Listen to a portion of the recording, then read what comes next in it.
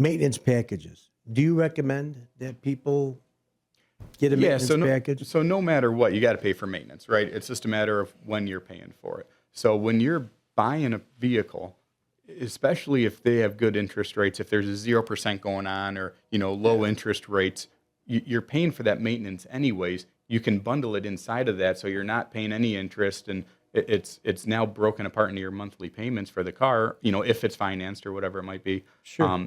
But it's just one less thing you got to worry about. And that kind of goes along with the extended warranties. There's so many companies out there that sell extended warranties. We deal with them every day. So we service about 1,000 to 1,200 cars every single month through our shop. And we see it all, right? I mean, we see every warranty company out there. The Ford OEM warranties that they sell are by far superior to any other one out there. So people could, what's a typical warranty good for? Brand new car. I just bought the So your next F-150 we're going to sell you. It's going to have a 3-year, 36,000-mile bumper to bumper.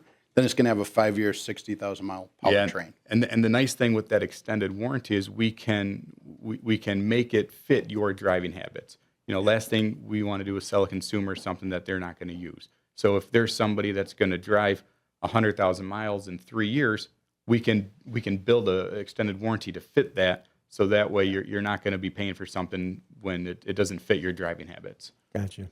No, that's great. And if that extended warranty now, okay, I went through my regular warranty.